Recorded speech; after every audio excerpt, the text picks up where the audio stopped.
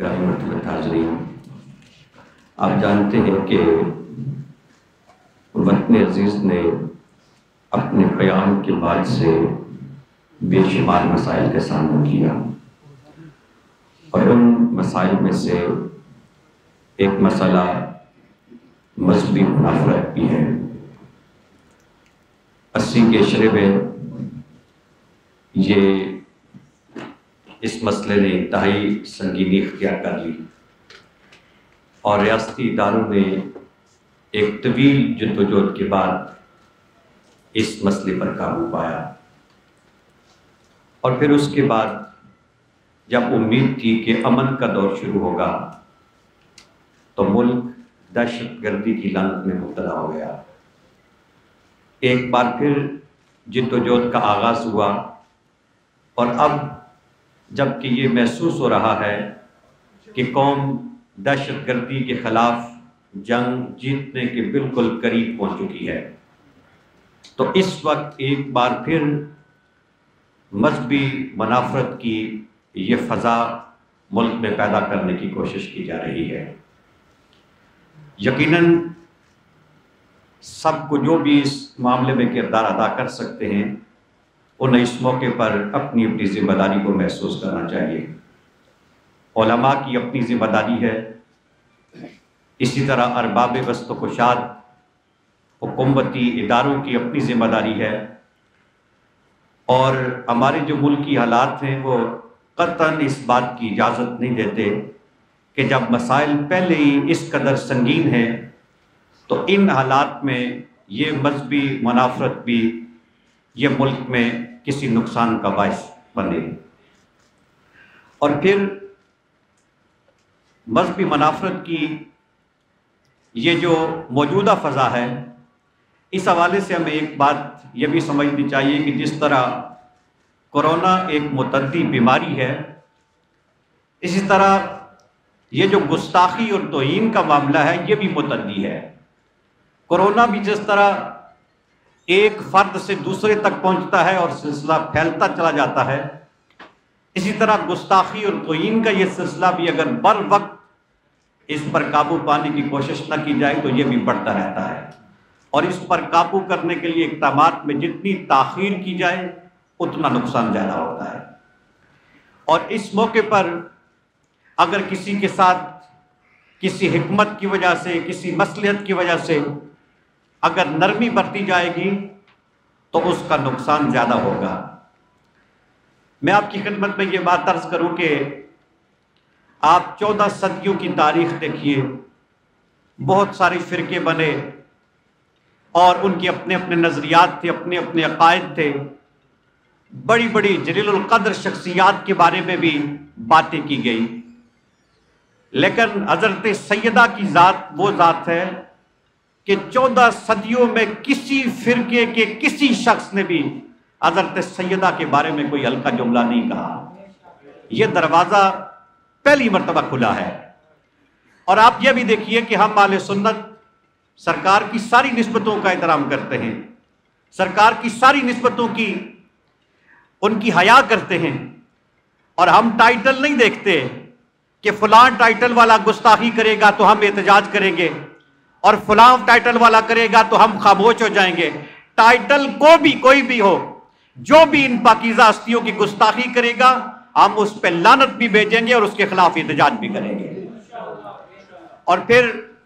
میں سمجھتا ہوں کہ جو دوسرے مکاتب فکر ہیں ان کو بھی اپنی ذمہ داری کا احساس کرنا چاہیے، اور اگر کوئی شخص غیر ذمہ داری کا مظاہرہ کرتا ہے اور کسی مقدس ہستی کی توہین کرتا ہے تو اپنے مسلک کا سمجھ کر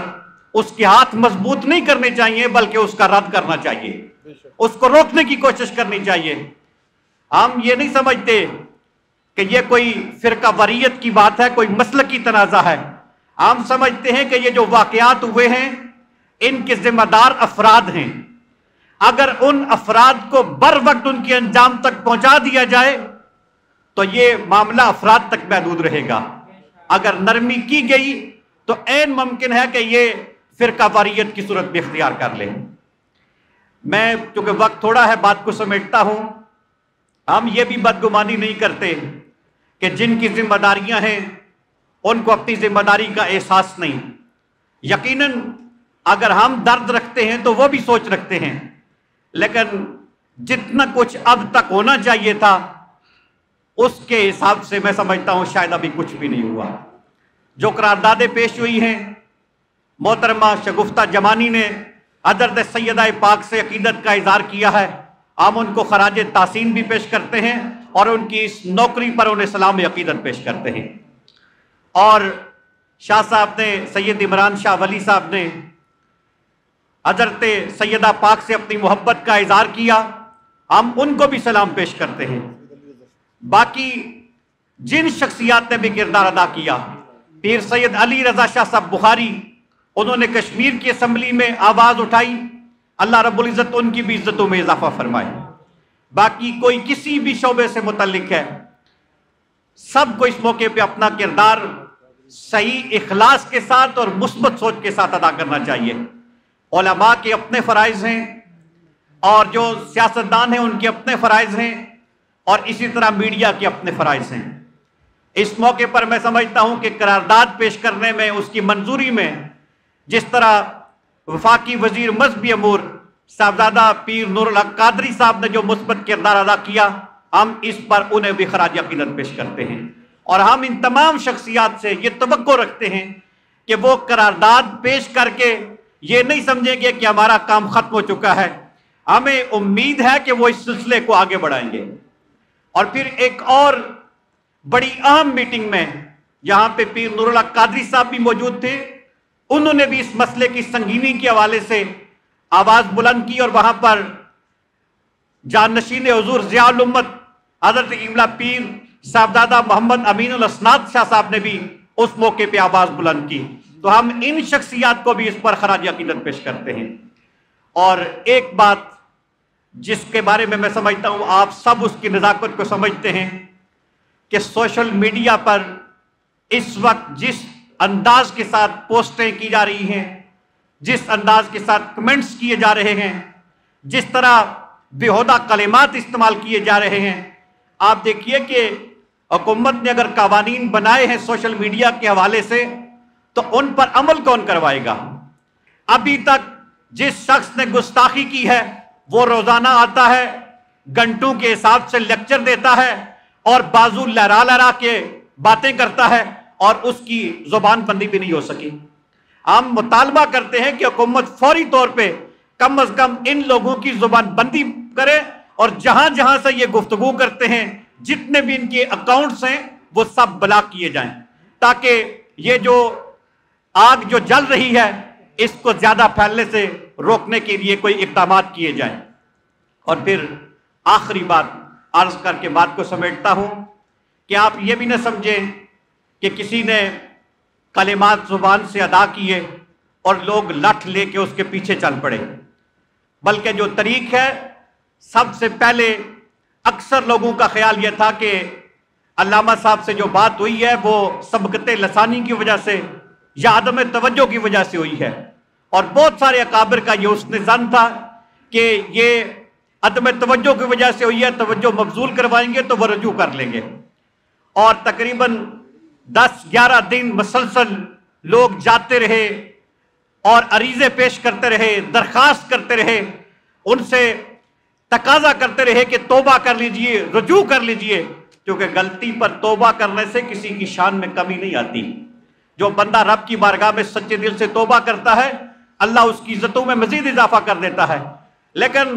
इन बार बार की गुजारिशात के बावजूद वहां से एक ही जवाब मिला कि मैंने जो कहा है वो ठीक कहा है, और वो अपनी बात पे डट गए। अब एक बंदा बात सुनने के लिए भी तैयार न हो, और फिर आप खुद सोच सकते हैं कि उसके खिलाफ क्या करना चाहिए। तो पहले मरहले में जो फैसला उलमा ने किया है, बिलखसूस उसका पहला ऐलान आस्ताना लिया गोलड़ा शरीफ से हुआ है। पीर गुलाम निजामुद्दीन जामी गिलानी आपने जो ऐलान किया है वो पहला ऐलान है कता ताल्लुकी का। तो हम भी उनके इस ऐलान की तायीद करते हैं और जलाली साहब से बरात का इजहार करते हैं, इसलिए कि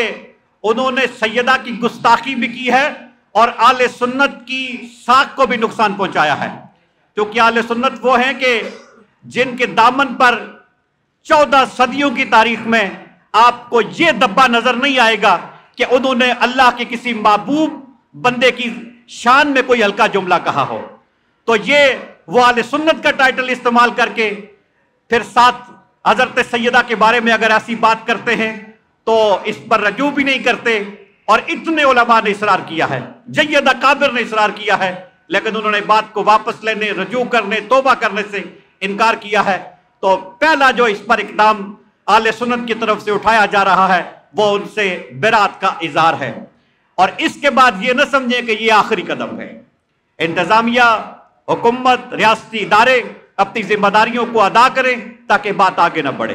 اللہ کریم سب کو اپنی اپنی ذمہ داریاں محسوس کرنے کی اور دیانتداری کے ساتھ ادا کرنے کی توفیق عطا فرمائے، اور اللہ کریم ملک بھر میں یہ اس وقت جو کورونا کے مسائل ہیں، جو مریض ہیں، اللہ سب کو شفا عطا فرمائے، جو لوگ لقمہ اجل بنے ہیں اللہ کریم ان کے درجے بلند فرمائے اور ان کا شمار اپنے کرم سے شہداء میں فرمائے۔ وآخر دعوانا ان الحمدللہ رب العالمین۔